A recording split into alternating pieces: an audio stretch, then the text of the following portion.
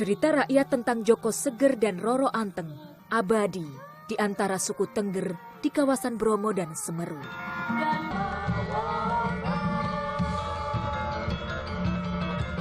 Dikisahkan, Joko Seger merupakan pangeran dari kerajaan Majapahit kuno yang bertemu dengan Roro Anteng yang merupakan putri dari kerajaan Singasari.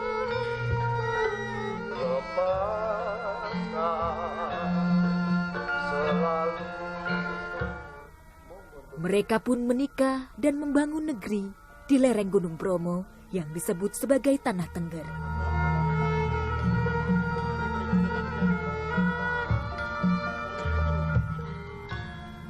"25 tahun menikah, mereka tak dikaruniai anak. Hingga pada suatu ketika, Joko Seger dan Roro Anteng bersaksi di hadapan Gunung Bromo. Jika mendapat karunia anak, maka anak terakhir mereka akan menjadi persembahan bagi Kawah Bromo.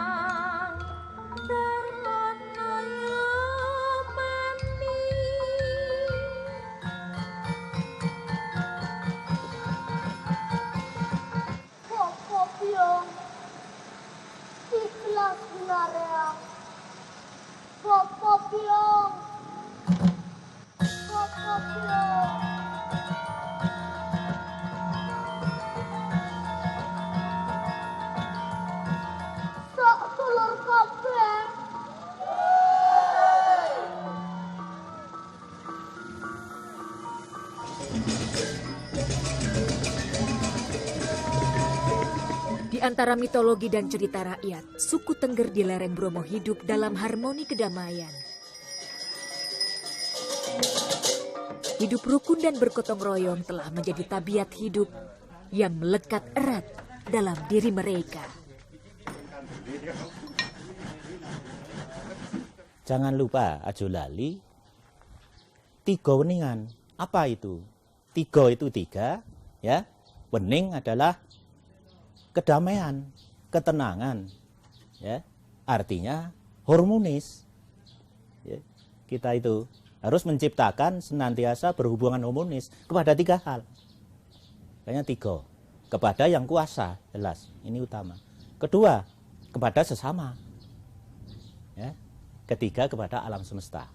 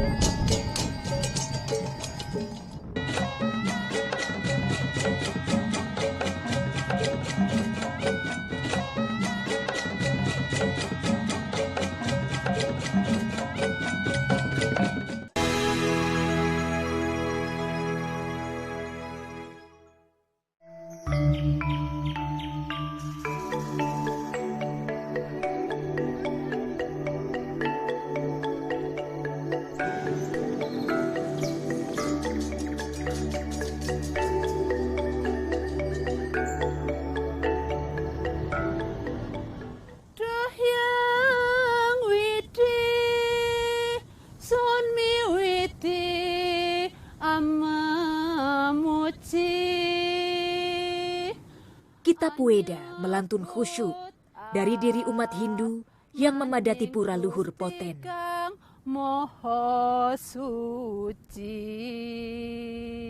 Di antara lautan pasir Gunung Bromo, pura yang terletak di kaki Gunung Bromo di Kabupaten Probolinggo ini menjadi titik paling sakral. Memasuki bulan Kasodo dalam penanggalan Saka, pura luhur Poten selalu dipenuhi oleh suku Tengger.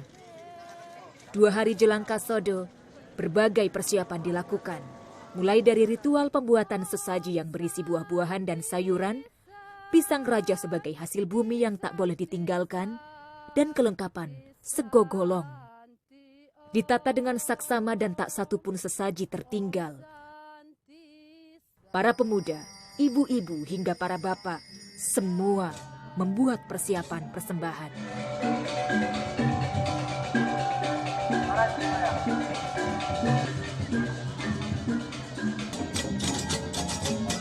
Dalam 1 tahun Saka, suku Tengger menggelar 6 kali upacara. Pertama itu adalah upacara Karo. Ya. Karo. Kenapa ini disebut Karo? Ini kami melaksanakan itu berketepatan, ditempatkan pada bulan kedua. Karo dalam bahasa Jawa itu adalah 2, loro kan. Jadi bulan Karo, oleh karena itu secara kebiasaan kami menyebut itu adalah upacara Karo. Ya. Tapi sesungguhnya di situ itu adalah upacara pawedalan jagat. Ya, upacara Karo itu adalah upacara pawedalan jagat. Ini yang pertama. Kemudian yang kedua itu adalah upacara pujan kapat. Pujan berasal kata dari kata puja, memuja, pujan kapat. Ini bulan keempat. Ya, ini. Kemudian pujan kapitu. Ya, pujan kapitu. Ini bulan ke-7. Kemudian pujan kawolu. Ya, ini bulan ke-8. Kemudian pujan kasanga, ini bulan ke-9. Kemudian kemarin itu kasada. Ya, jadi 1 tahun 6 kali. Kasada ini adalah ritual kita, ini intinya adalah 3. Satu adalah kita memuja kepada Yang Kuasa, ya, Tuhan Yang Maha Kuasa tentunya. Kemudian yang kedua adalah para leluhur-leluhur, ya, leluhur yang sudah ngaluhur, ya. Ini kalau leluhur itu adalah dari garis orang tua kita, ya. Ini sudah ngaluhur, ya. Termasuk ini sudah statusnya adalah Dewa Betara. Kemudian yang ketiga ini kepada alam semesta sesungguhnya. Ini menjaga keseimbangan alam semesta. Kami melakukan ritual itu. Gitu. Jadi alam semesta ini agar tetap berkeseimbangan sehingga kehidupan ini akan menjadikan kehidupan yang damai dan sejahtera. Itu kami melakukan pemujaan itu. Jadi intinya 3, kepada Yang Maha Kuasa, ya, kepada para leluhur-leluhur kami, ya, ini yang mengawali keberadaan kami ini sesungguhnya, ini tidak boleh ini dilupakan. Kemudian kepada alam semesta. Ini intinya kasada itu.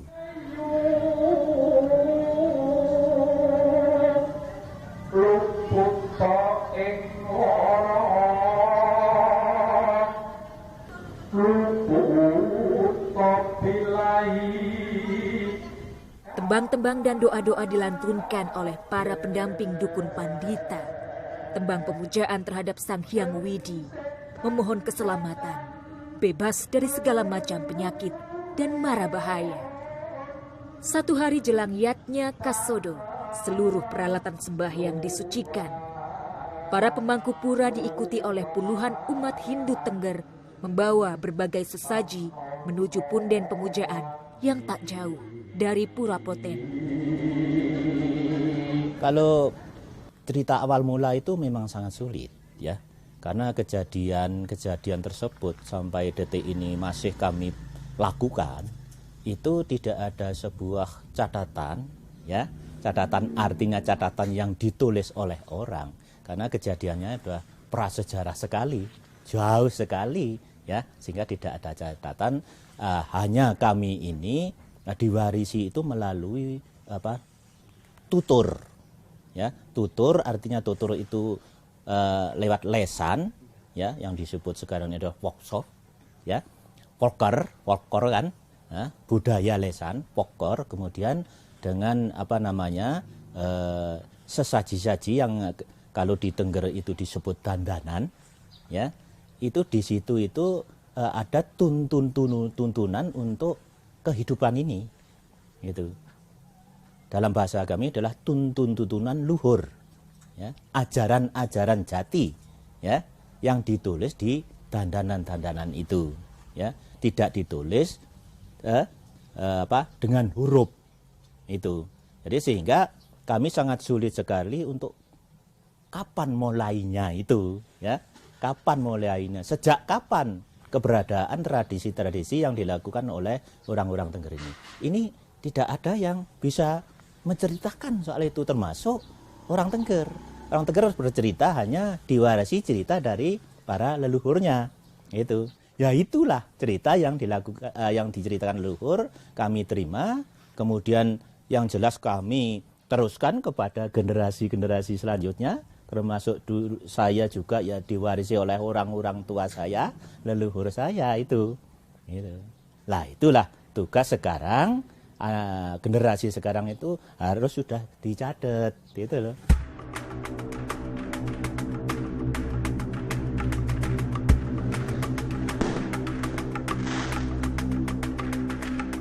Menjelang puncak upacara Kasodo, Romo Dukun Pandita menggelar upacara pembukaan pintu pura. Sebagai perlambang seluruh umat dipersilakan masuk untuk menggelar doa pemujaan.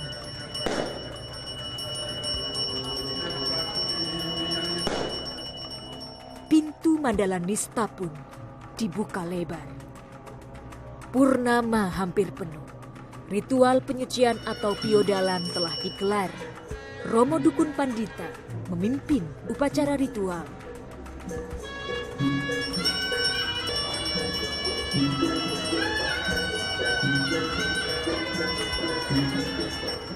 Sesaji berupa ayam ingkung dan gunungan nasi pancawarna disusun di atas ongkek. Ritual doa digelar mengelilingi ongkek dan persembahan pun dibakar secara bersama. Upacara Kasodo yang digelar hingga puncak purnama ini berlangsung khidmat. Dosa, nista dan angkara terlebur bersama api pembakaran. Peleburan dosa telah dilakukan melalui puncak upacara Kasodo. Persembahan pun disuguhkan pada Sang Hyang Widi. Ribuan warga Tengger meminta doa para dukun, tetua agama dan adat. Persembahan didoakan agar diterima oleh Sang Kuasa.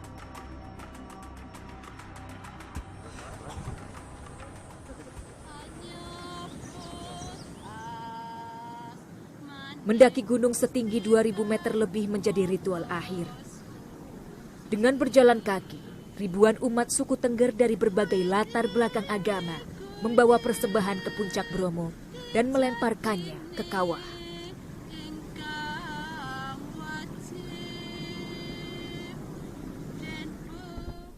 Di lingkaran Gunung Bromo ini yang ada penduduknya itu Tengger, itu masih tetap melestarikan terhadap adat budaya.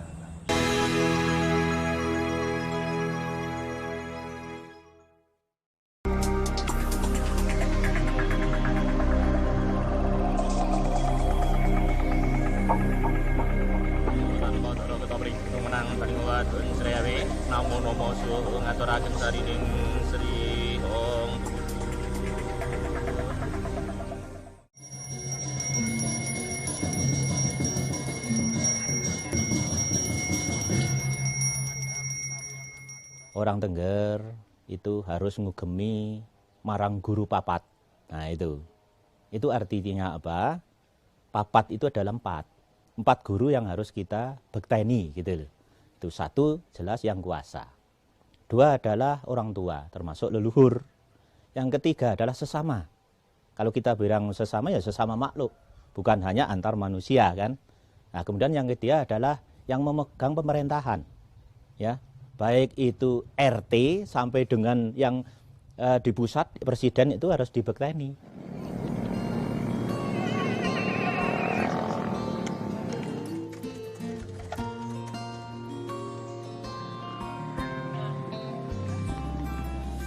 Meski hidup di antara banjir wisatawan dan kemajuan teknologi, kebiasaan tradisional tak ditinggalkan. Dalam kearifan, keseharian mereka tetap dibalut kesederhanaan. Nasi pun dimasak dengan arang. Jagung ditumbuk dengan lumpang dan alu. Di lereng perbukitan dan dataran Tengger, mereka menjalani keseharian sebagai petani dan pedagang. Ini lestari mulai awal. Jadi kalau kita kembali kepada kakek nenek kita dulu, itu masalah kebudayaan itu ya semacam ini sudah. Walaupun ada kemajuan zaman, itu ada tingkatan-tingkatan tentang apa ya, turis dan lain sebagainya. Tapi masalah kebudayaan itu saya kira masih lestari. Dipertahankan oleh masyarakat Tengger, terutama suku Tengger yang meliputi 4 kabupaten. Jadi bukan hanya dipertahan oleh masyarakat satu desa atau satu kecamatan atau satu kabupaten Probolinggo, enggak. Justru malah di lingkaran Gunung Bromo ini yang ada penduduknya itu Tengger, itu masih tetap melestarikan terhadap adat budaya. Mantra-mantra dukun Pandita membaluri setiap sendi kehidupan warga Tengger. Tak ada catatan pasti yang menunjukkan sejak kapan japa mantra para dukun ini menjadi perantara komunikasi Sang Hyang Widi dengan umatnya. Berbagai mantra tercatat dengan huruf Jawa atau Arab gundul. Tak sembarang orang boleh membacakannya. Mantra-mantra kuno ini harus dibacakan oleh pandita dukun dalam keadaan suci dan di tempat yang telah disucikan.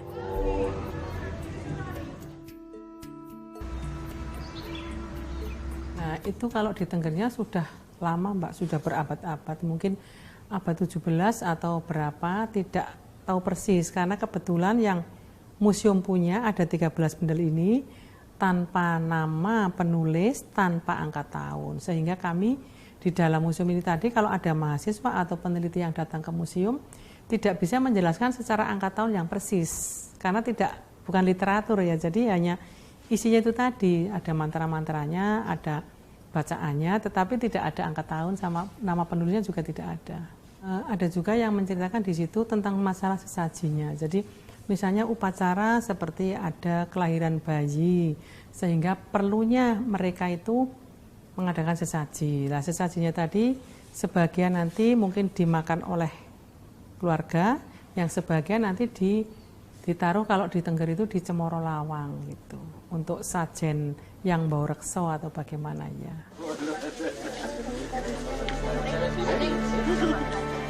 Keluhuran budaya yang tak ditinggalkan pun tampak dalam kehidupan sehari-hari warga Tengger.